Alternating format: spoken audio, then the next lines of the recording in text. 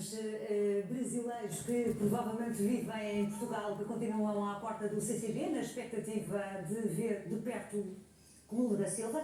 É o que analisamos agora com o convidado deste Jornal das 6, connosco aqui nos estúdios da SIC Notícias, Henrique Reisler, é correspondente brasileiro em Portugal. Boa tarde, bem-vindo. Bom, esta visita oficial, o programa oficial só começou há algumas horas, do que já foi dito até agora, nomeadamente ao lado do presidente português. Parece que Lula da Silva está a sair-se bem nas declarações depois de tanta polémica em relação ao 25 de abril, à sua presença no Parlamento e também ao que disse sobre a guerra na Ucrânia. Referente ao 25 de abril, sim. Referente à guerra da Ucrânia, acho que não. Eu acho que o Lula recebeu o embaixador no Brasil, que na minha percepção, isso é um erro brutal, existe uma aliança ocidental, e através de palavras ele acha que isso vai fazer a paz. Obviamente que todos queremos a paz, todo mundo é contra a guerra, todo mundo é contra a forma que a Rússia está fazendo, mas a Rússia entrou na Geórgia, a Rússia entrou na Crimeia há 10 anos e nunca ninguém fez nada, tá vendo? Ou seja, na minha percepção existe um erro político do Ocidente de não acreditar no que o Putin faz. Está prevendo isso.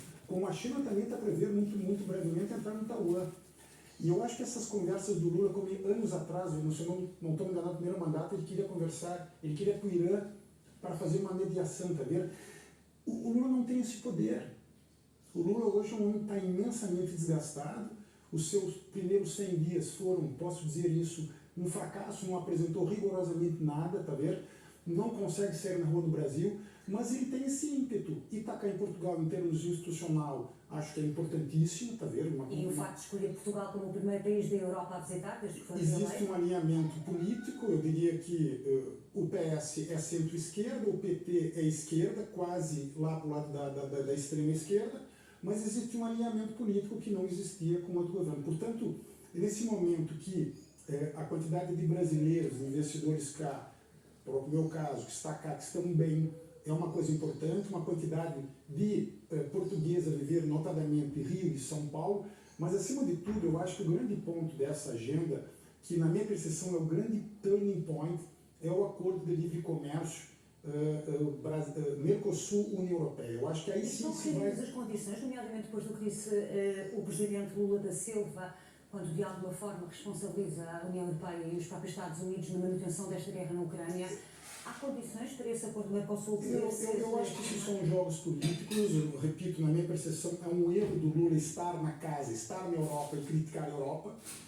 Na minha percepção, isso é um erro político, mas o Lula, com todos os erros que tem na minha percepção, é um gênio político, ou seja, está no terceiro mandato, foi condenado, teve casos de corrupção brutal e segue estar na ribalta. Ou seja, eu acho que essas são questões menores que o ex-ministro da Economia, Paulo Guedes, conseguiu destravar depois de muitos anos desse acordo de livre comércio, que vai facilitar não só o trânsito de pessoas, mas, acima de tudo, que se fala imenso no Brasil. Quando fala Mercosul, fala-se Brasil.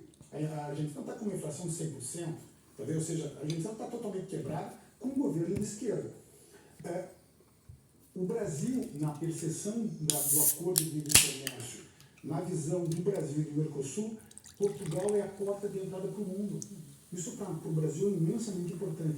E do lado da União Europeia, tem o principal produtor de commodities, que é o Brasil, energia renovável, sol, ou seja, a nova economia pode estar advindo do Brasil com uma assessoria estratégica, política, de uma visão de sustentabilidade, a própria Amazônia, ou seja, eu acho que é um caminho de duas mãos imensamente importante. Portanto, o que o Lula falou, não falou, institucionalmente é importante o presidente da República estar cá, mas na minha visão de futuro, acordo de livre comércio, Mercosul, União Europeia, o grande turning point para que se possa gerar mais riqueza, a própria comunidade de países de língua portuguesa também, ou seja, movimentar isso e trazer a cultura portuguesa, quando eu digo cultura portuguesa, a língua portuguesa, mais forte no mundo de uma forma geral. E falando aqui das próprias relações, concretamente entre Portugal e o Brasil, em que áreas é que acha que é importante aqui acelerar a cooperação bilateral?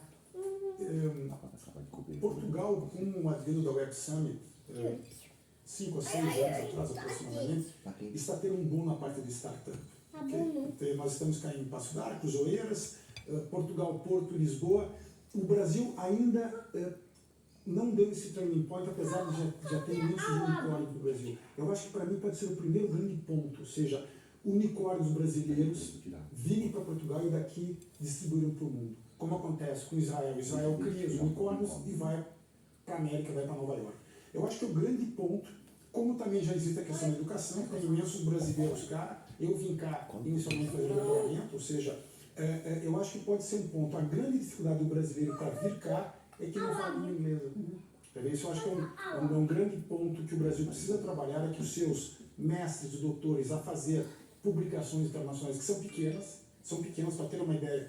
Um professor doutor no Brasil ganha mais que um professor doutor cá na Europa, em Portugal, muitas vezes sem saber o inglês ou sem fazer publicações internacionais, ou seja, o grande nó do Brasil é uma educação de qualidade. Certo, e gostar sobretudo na língua inglesa. Agora a questão, Henrique, é que, e gostava também de saber a sua opinião, é uma visita que está muito em volta em polémica, não só em relação ao convite para estar no 25 de Abril e em relação àquilo que disse, nomeadamente China, sobre a guerra na Ucrânia.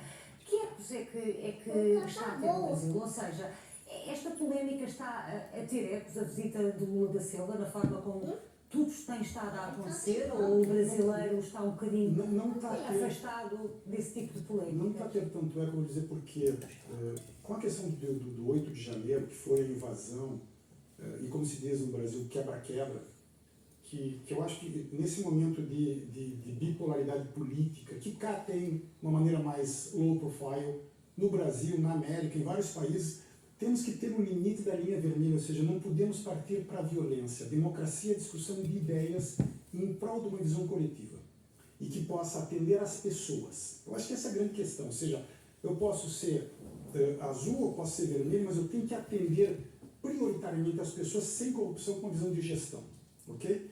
E eu acho que no Brasil hoje tem a CPMI, que é a Comissão Parlamentar de Inquérito Mista entre Câmara e Senado, que vai ser instalada na semana que vem. Lula da Silva e o PT não queriam. As imagens que apareceu o ministro do Gabinete de Segurança Institucional, Gonçalves Dias, a ideia era que 5 anos que não podia aparecer aquelas, e outras imagens vão aparecer. Ou seja, mostra que o governo começou mal. Lula, que deveria haver uma visão paz e amor, que foi o seu primeiro governo, foi um bom governo, bem sucedido governo, o primeiro governo Lula, e depois entrou, como sabemos, a Dilma quebrou o país. A questão é saber, um dos principais desafios para já, o primeiro essencial é unir um país que está claramente dividido. Mas o Lula já começou a desunir o país. Ele não conseguiu, na campanha ele disse que se ele ganhasse ele uniria o país. Não conseguiu unir, está não só externamente, como internamente também está batendo no Sérgio Moro, está batendo na oposição, não tem uma maioria política nem na Câmara, nem no Senado, ou seja, essa CPMI vai ser um grande desafio do governo para começar a governar. O Henrique, pelo que percebo e pela análise que faz, está pouco expectante que Lula da Silva consiga cumprir o seu mandato até o fim. Eu sou constitucionalista, democrático, de carteirinha, sou contra qualquer tipo de golpe, de violência, mas na minha percepção, acompanhando um analista político, Lula vai ter uma grande dificuldade de completar. Primeiro, ele vem com essa mácula de ser um condenado, tá vendo? E foi um condenado.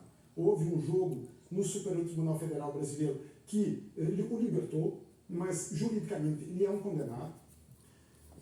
A idade dele, ele não tem maioria parlamentar.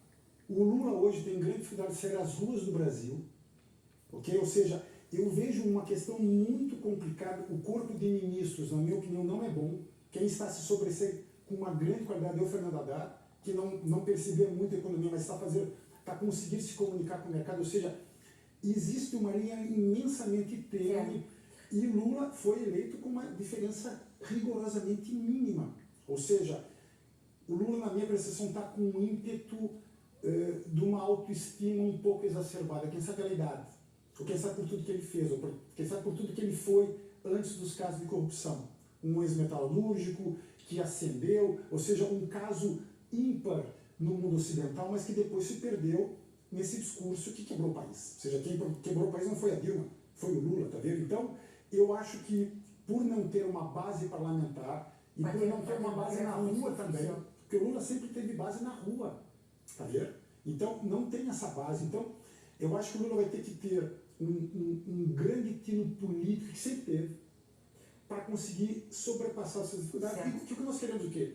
estabilidade. Estabilidade e a paz. E de resto vai ter enormes desafios, não só em termos de política internacional, como temos percebido, mas também a nível de política interna. Henrique Reisler, muito obrigada por ter estado connosco aqui na SIC Notícias. Até uma próxima oportunidade e um bom fim de semana.